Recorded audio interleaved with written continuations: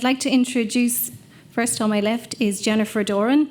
Jennifer is the Head of Finance, Governance and Research in the NCSE. Jennifer will outline the origins of the new NCSE practice-based research pilot programme and explain the intended benefits of this initiative, how it will complement the existing extensive NCSE research programme that Fergal and John mentioned earlier today. We also are delighted to introduce Dr. Kevin Cahill. Kevin is a Senior Lecturer in Education in the School of Education at University College Cork. Kevin and his colleague Dr. Dan O'Sullivan are the practice-based research pilot programme leads in UCC. And this involves working with and supporting 4 schools in the Cork region: Sculnave Elton, Kinsale, Walterstown National School in Cove, Carrigaline Community School and Lacala Secondary School, Ballincollig. And all the schools clustered with UCC are working collaboratively researching the same topic: inclusive classrooms for learning and achievement in school settings, accomplished inclusive learning environments for students with additional educational needs, also known as in-class. And the aim of in-class is to develop better understandings of how to meet the needs of children with additional education needs across school types. I'm also delighted to introduce Eilish Dillon. Eilish is the principal in St. Cecilia's Special School, Sligo, for students between 4 to 18 years old. Eilish is clustered with St. Angela's College, Atlantic Technological University, Sligo. And the aim of Eilish's research is to ensure homeschool communication is as effective as possible by including all parent voices. This research includes a focus on hard-to-reach groups and hidden voices. The topic was identified through the school self-evaluation process, and it's underpinned by the belief that all parents' voices are included and heard. We're also delighted to have Anne O'Regan with us on our panel this afternoon. Anne is an additional needs coordinator with Carrigaline Community School, Cork, and Anne is clustered with the School of Education in UCC. Anne's research is aiming to identify best practice for in-class supports. She's focusing on finding both the most effective in-class supports as well as the challenges that are encountered delivering these supports. The participants in Anne's research are teachers and SNAs who are engaging with in-class supports. And we also have Laura Miskela. Laura is a post-primary teacher in Ramsgrange Community School, Wexford. And Laura is clustered with the School of Inclusive and Special Education in Dublin City University.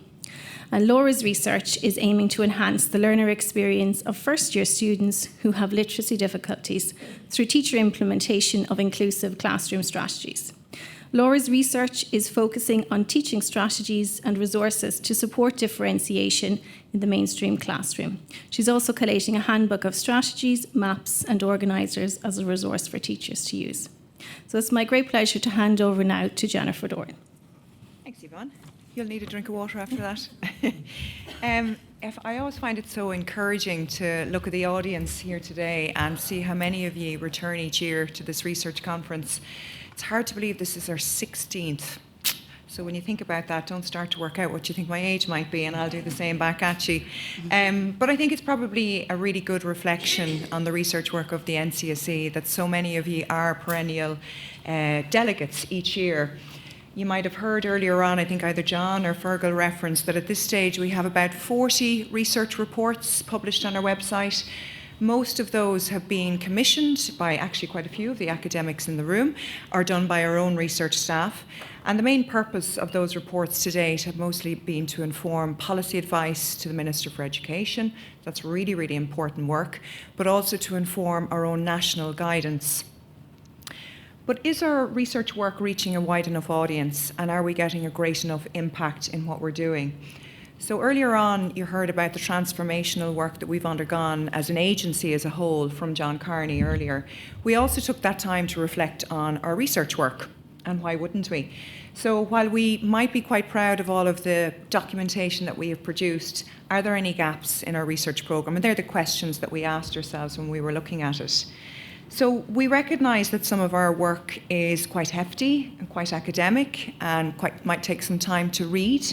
And it may not always resonate with some local practices in schools. Schools are busy places, teachers are very busy individuals, so even getting the time to read those reports can be quite challenging. So what we wanted to do, what the aim of this project was to build our research programme and to build it with something that would complement our work already, that would inform the work of what's happening locally at a local practice. To come back to Deb's, it's in your back garden or in your back local school, conducted by practitioners in their own school for their own benefit, and ultimately leading to information that we can use more broadly within the NCSE. So the context, or the concept, I should say, of practice-based research isn't new, of course. There are a number of different models out there that we would have looked at when we were looking at what model we would develop. So we developed a mostly bespoke model for the NCSE, and you'll be hearing all about it now shortly.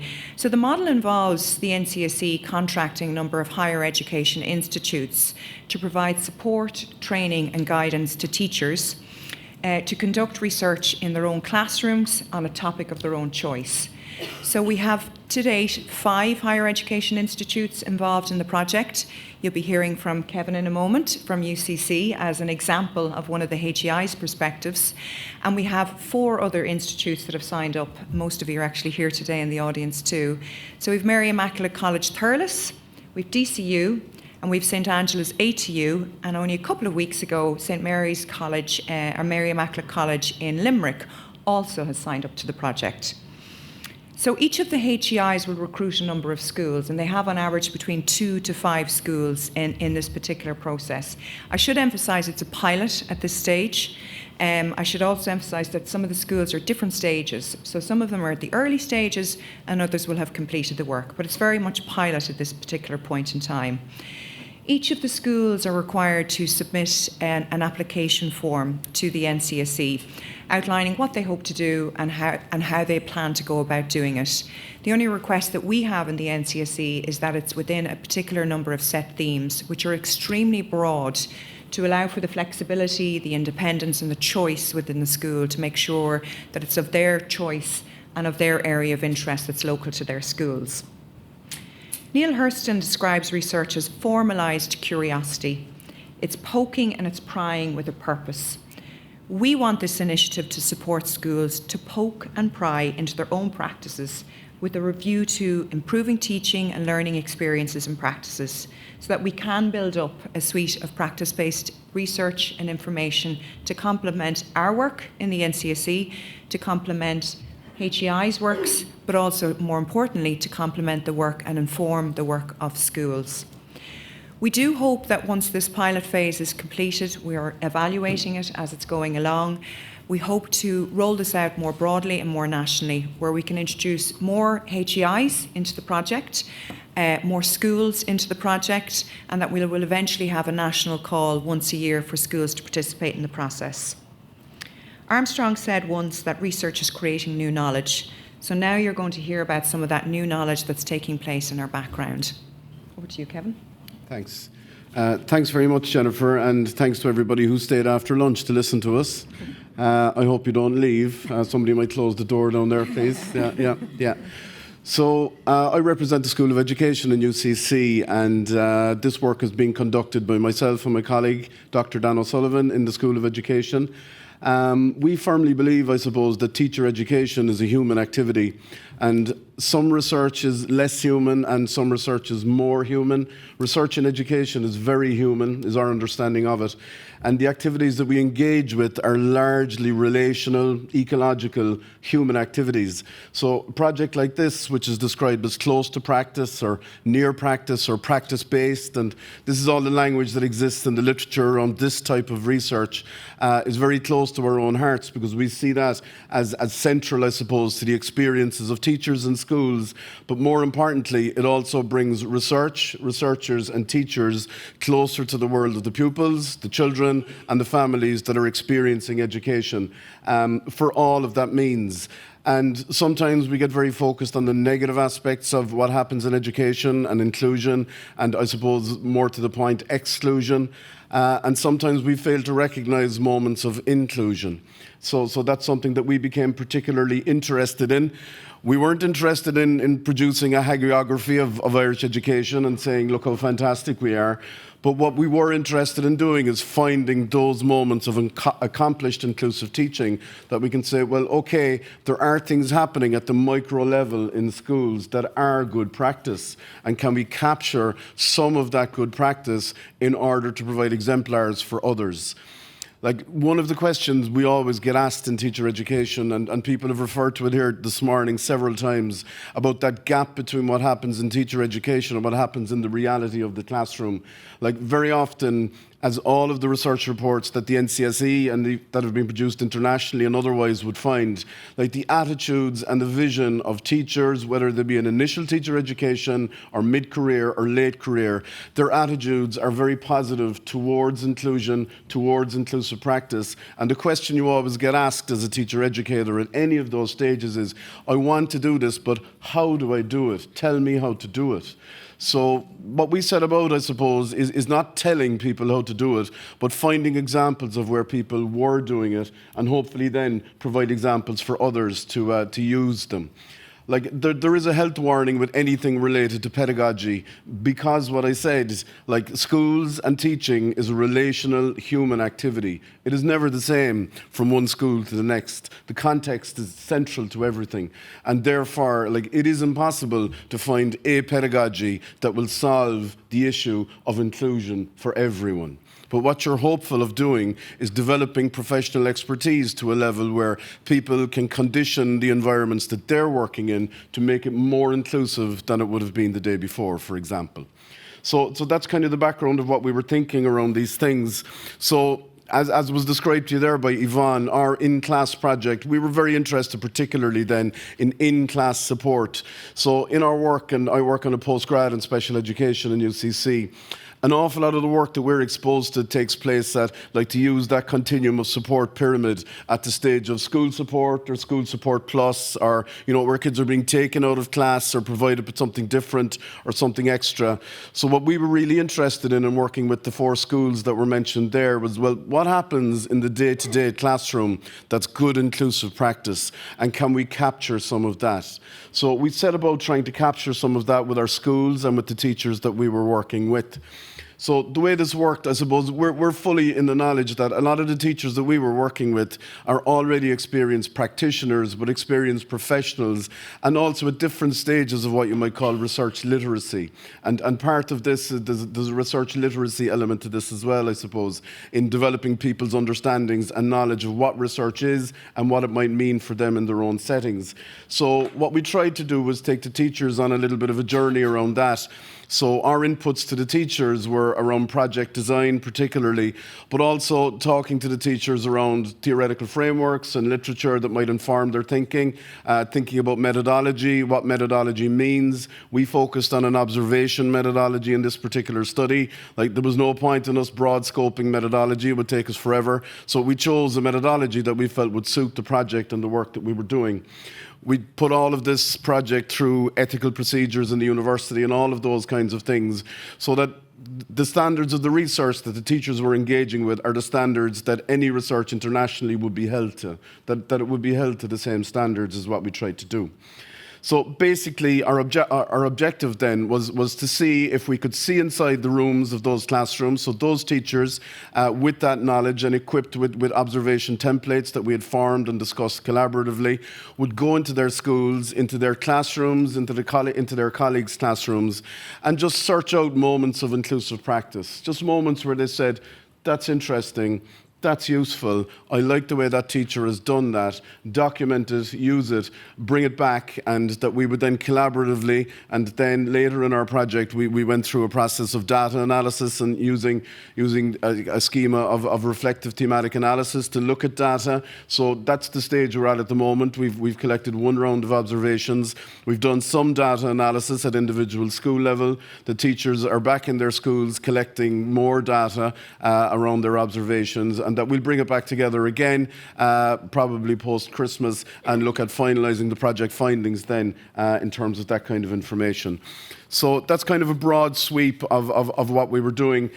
We see really important outcomes from this project for inclusion, first of all, and as I said, trying to answer that question, like that inevitable question for teachers and teacher educators: how do I do this?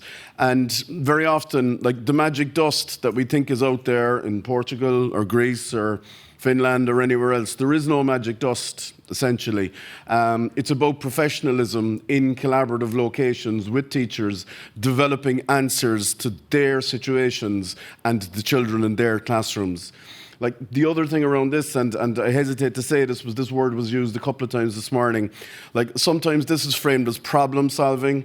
That's not probably the best framing for this, because you're framing the child as a problem, do you know? And that's something that we need to consider.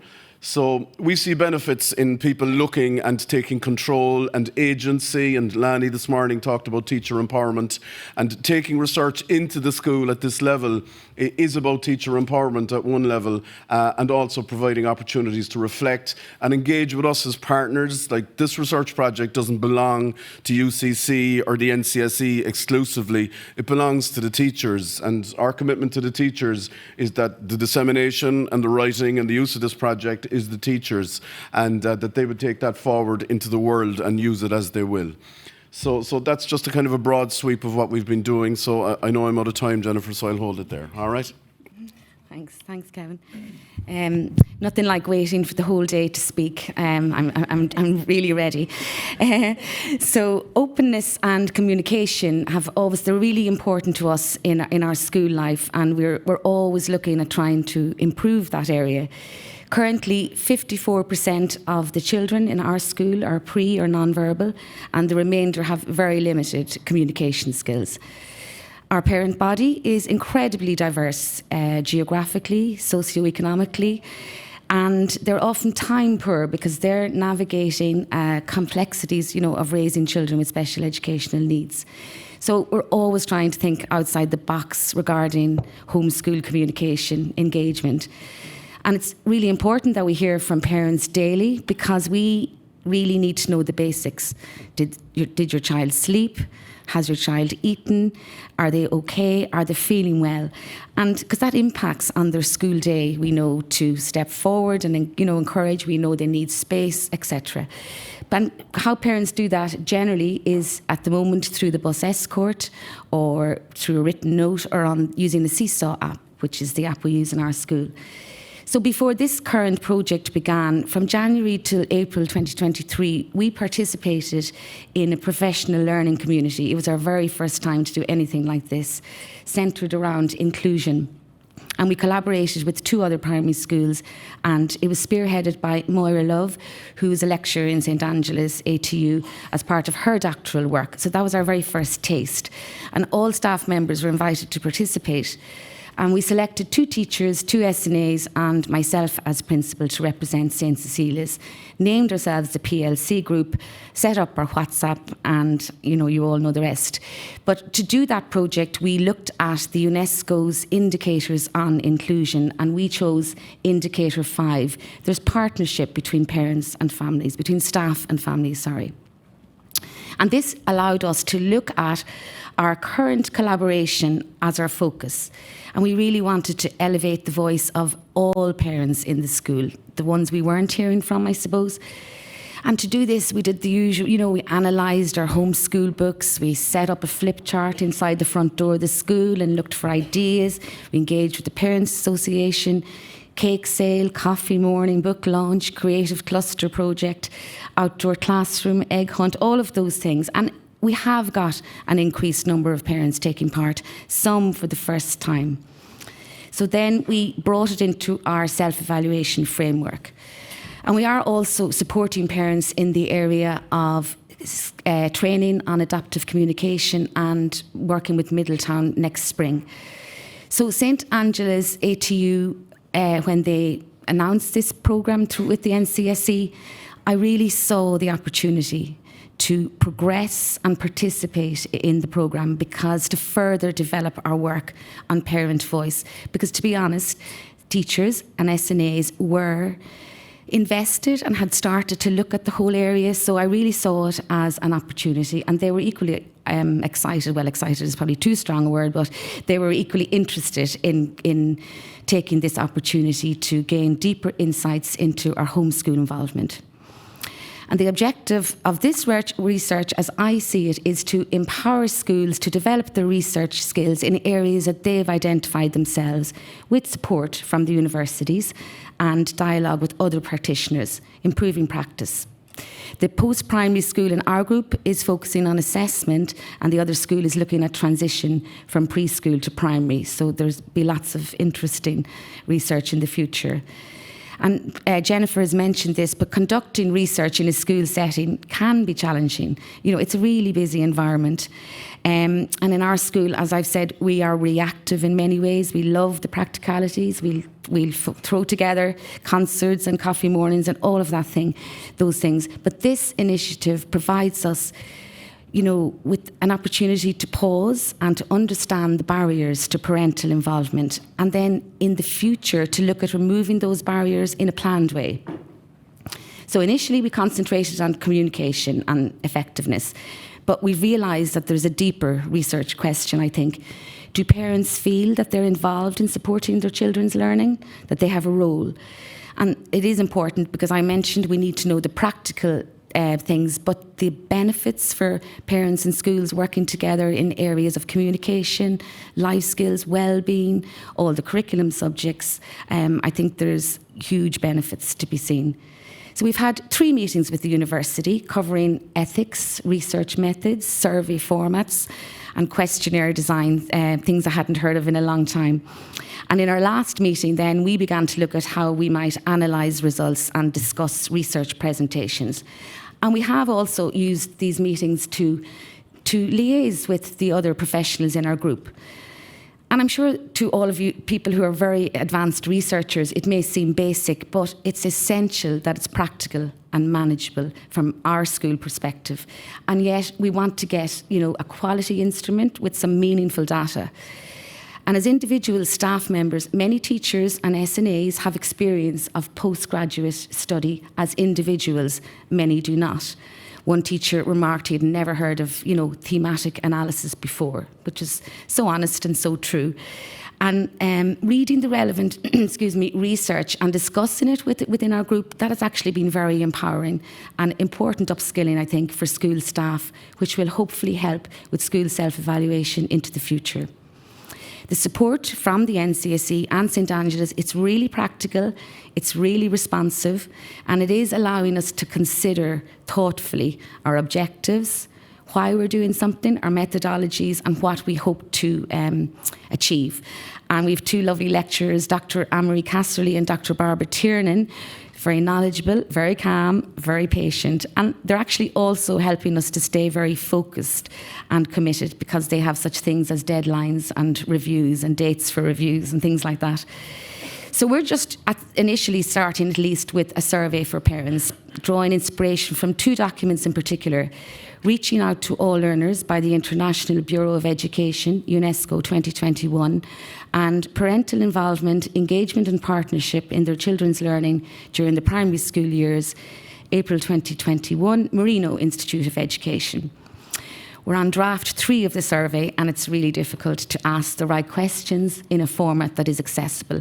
And you know, we're novel, we're all used to doing quick surveys, but we're really trying to think about this.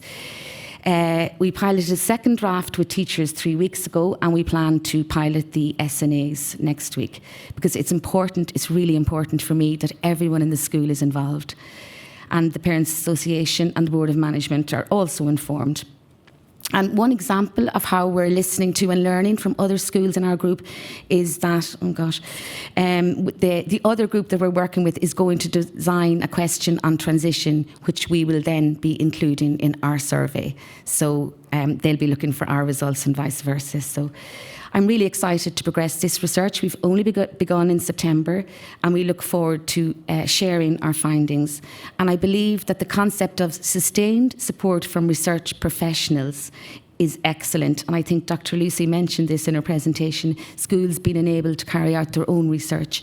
I think it's really important, and I hope it paves the way for other schools in the future. Thank you very much.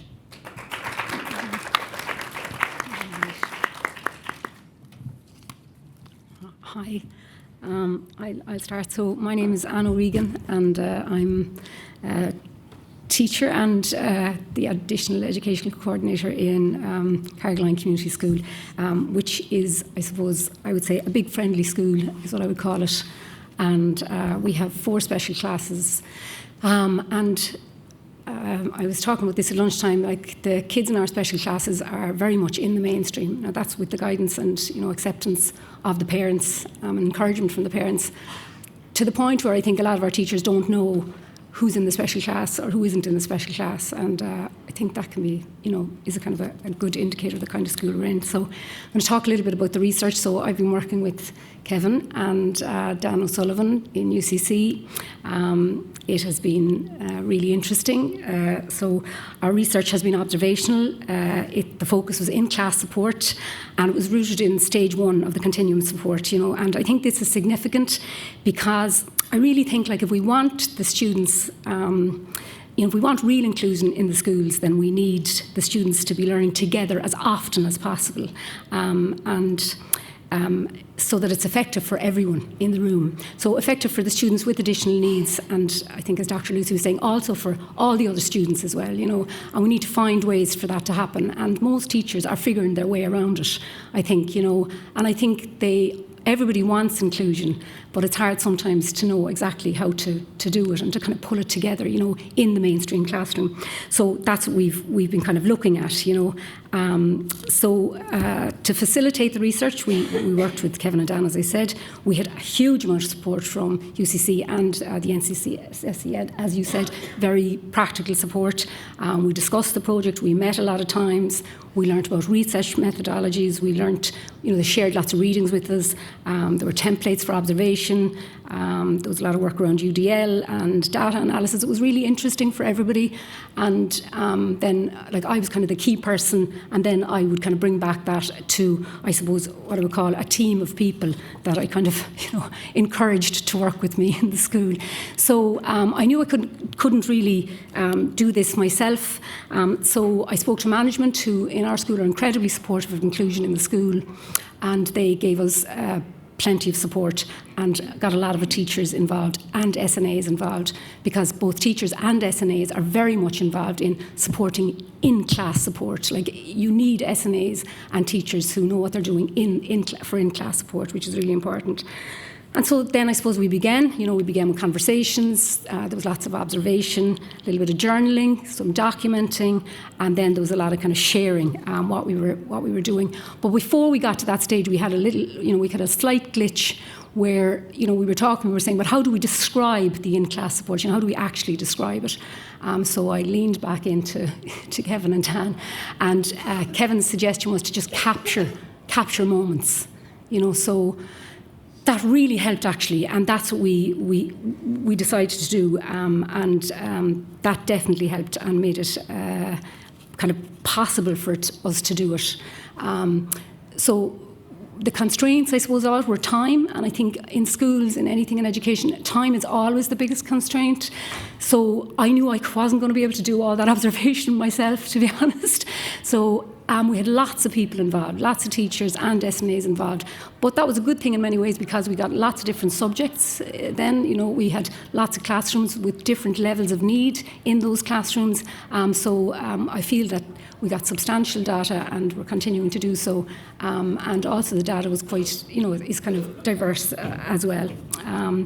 Another small challenge, I suppose, was I'm looking at the time there, I'm okay for the minute, was kind of the whole idea of honesty, because, it's very hard to be really honest about what doesn't work. It's easy to kind of talk about what does work, and as teachers we're happy to kind of share that, but we were slower, I found, and I don't know if we got enough of that. I found actually the SNAs were much better at acknowledging what was more difficult and the challenges, so that was interesting as well. Personally, and I say this personally, but I also have spoken to my colleagues about this, there was a real sense of the importance of working as a team. As teachers, we're often in a bubble, particularly in a mainstream classroom, on your own, in the room with the kids. We don't get to talk to each other as often as we probably should have, and this was a real opportunity to do that.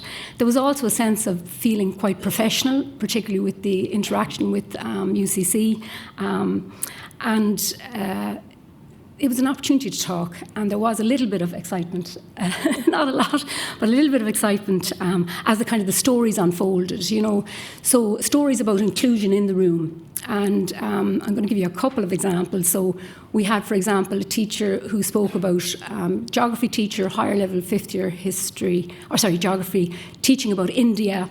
Knew one of the students in the class was from India, spoke privately to the student, had a conversation with that student, and I think that links and leads to the whole idea of relationships with our students, and asked them would they be willing to speak, and they said that the student basically took over, spoke about things that the teacher he would have felt uncomfortable speaking about, like things like arranged marriages and stuff, and it was really, really successful and really inclusive for the people in the room, and that expert, the student is expert. We had a teacher who was absolutely opposed to team teaching, felt it was a really bad idea, couldn't see how it might possibly work, but she was involved in the project. Somebody suggested she do it in a high needs class. She allowed somebody into her room, I suppose, and she was blown away by the change in the atmosphere in the room. She said it really, really worked really well. So that's what I'm kind of trying to push, I suppose, myself at the moment in school, because I think that's one of the ways that, I suppose, in universal design for learning. And then I won't go into the third, and I don't think I'll have time. We also, part of my kind of remit then was to look at it from the point of view of coding and themes, and the main themes that came out were, the key themes were kind of flexibility, students as experts, relationships and collaboration, UDL and options, and the relationships particularly was not just in relation to the relationships between teachers and students, but teachers and teachers and SNAs, adults working together, to help the students. So I have 9 seconds, so I want to thank UCC and the NCSE. I really appreciate it. I feel very privileged to have been here today. And I'd also this is my call to action, I'd like to ask the NCSE to continue with this kind of on-the-ground research, because I really think that, working with the people who are really on the ground, living the experiences, is where a lot of the truth comes from. Thanks very much.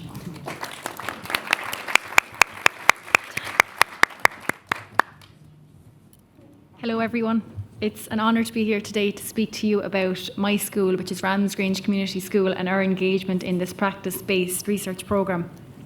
I might just start off by giving you a bit of background information about us as a school and what we're about, and then I'll take you through the rationale behind our area of focus, our research team, our engagement with our HEI, which was DCU, results and findings, and then where we're at now as a school, leading on from the research and being completed and incorporated into a whole school initiative. So as I said, I'm based in Ramsgrange Community School, a fabulous school in southwest Wexford. We have approximately 630 pupils enrolled in our school, 29% of which have a diagnosis of a special educational need. So as you can imagine, every classroom you go into, there's a diverse group of learners in it, and we have to include each child to ensure they feel included in their learning discreetly, that they can achieve their potential most importantly, and that's our duty as teachers, particularly special education teachers. How we came about deciding on our topic or area of focus, it was pretty straightforward for us. As Jennifer pointed out at the start, the teams were extremely broad in the application for picking an area of study. I might just go through some of them here. So curriculum, outcomes, teaching and learning, supports and resources, leadership and management, and topics from LAOS. So there's lots of areas you could map your area of inclusive and special education to from that spec. In our school, we were very fortunate to have a teaching and learning committee. It consists of middle and senior leaders. and we focus on many different areas, but our primary focus is to enhance the already wonderful teaching that happens in our school, and every year to build on that and to learn from what we've done the previous year. One of the areas we decided to focus on was differentiation at a whole school level. We gathered information from past inspectorate reports. We'd seek feedback from students via our student council. We looked to parents for feedback, of course, and our colleagues. And all of this information helps us generate our agenda on our teaching and learning committee. So as I said, we decided differentiation as a whole school approach would be an excellent area for us to investigate more through this practice-based research programme. And we settled on the area. The research aim was to enhance the learner experience of first-year students with literacy difficulties through teacher implementation of inclusive classroom strategies. I thought it would be nice to focus on a specific topic and a specific subject area. So as I said, it was first-year students in the English subject. So in our school we have 4 first-year base classes, 103 pupils in total involved in this research project. The next task then was to formulate a research team. So we already had our 4 first-year English teachers on board. Myself and 2 of my special ed colleagues jumped at the chance to be involved in this new initiative as well. So we all met together as a team. We sat down, and the first-year English teachers brought along their scheme of work for the first-year English curriculum.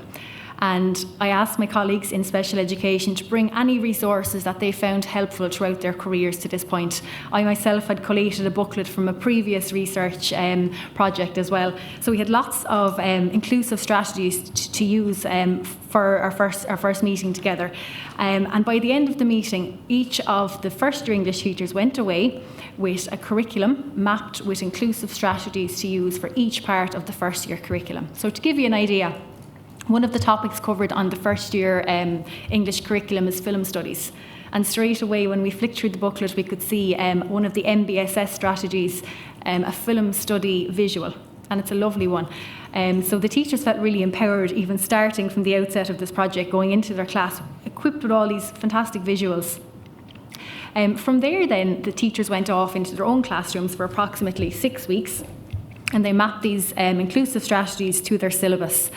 And at the end of it then we decided to gather information through various different formats. We had pre and post intervention questionnaires, we had focus group interviews with the special ed teachers and the English teachers, and we also had a focus group of students. And we had huge support from our HEI, which is DCU. So a huge thank you to Dr. Aoife Brennan, Dr. Fiona King and Dr. Joe Travers, who have been instrumental in the support that we received. I know I've met several times on Zoom to run any questions by them in terms of our questionnaire designs, our focus group schedules. It was great to have an experienced person to look over and to ensure that we would get the best possible data from our research instruments. And I might just go through some of the results because they're very interesting and very positive. So when we interviewed students following the few weeks intervention, here's some quotes I'm just going to pull out. Students: I found it helped a lot. It definitely increased my capabilities and I was more active in class after this. So this was one of our first year boys with a diagnosis of dyslexia. I wasn't great about writing paragraphs, but the PI strategy was really useful. I liked the strategies, they made me like English more. It has made me more confident and excited for English. As someone who has dyslexia, I find English easier. It makes classes better, leading to more people paying attention. Our classmates definitely work together more. And some feedback from the teachers. So the first teacher, I'm going to read her quote, is a new member of staff. She's a very experienced teacher. And what she had to say: it was lovely to meet colleagues like this and discuss teaching strategies. The fact that we are all thinking about how we can support our students with AEN in the classroom is fantastic. I would have loved another 6 months to embed this. I noticed there was a massive decrease in the level of disengagement or zoning out, and as a result, the quality of work improved. Of the students who were reluctant to even try and answer in front of the class, the hand was slowly starting to creep up. This showed me they have the knowledge content and that bit of confidence in their own ability. And one of the students who participated in this research project, his mum actually contacted me a few weeks later to say this boy had put his name forward for a leadership position in the school. So he'd gained so much confidence from engaging in this focus group interview that he had went for this leadership position and was actually elected onto the student council. So that was a real a real winner for me in the sense of student achievement. It was really quick, compact way that was very adaptable to assess to students. So lots of positive feedback from our stakeholders, our students and our teachers. And just some statistics then as well from the findings. We're still in the process of writing a report, so just a few things I pulled out along the way. 67% of student respondents said the teaching and learning in our school has improved as a direct result of using these inclusive strategies in the classroom. 91% of students reported feeling confident in their comprehension of new topics covered in the English class when using these strategies. So for us, it's been overwhelmingly positive. I'm conscious I'm running out of time, so I might just quickly tell you where we're at now as a school following on from this positive research. We decided on our Teaching and Learning Committee to embed this on a whole school level. So at the start of the year, rather than trying to free up every single subject department, which is not possible at one time, I decided to put it on the subject department meeting, the very first one in the year, on our agenda. I provided each subject department with our booklet of inclusive strategies that we developed, tried and tested. So every single subject department was equipped with these strategies to take into their own classroom and adapt. They're subject neutral, they'll work with absolutely any subject. And I've asked every subject department to try out at least 2 strategies between now and our next subject planning meeting. So teachers are now equipped, they have these at their disposal to use as they wish. So very positive feedback from our school in Ramsgrange Community School. I'd highly encourage anyone to get involved in this new initiative.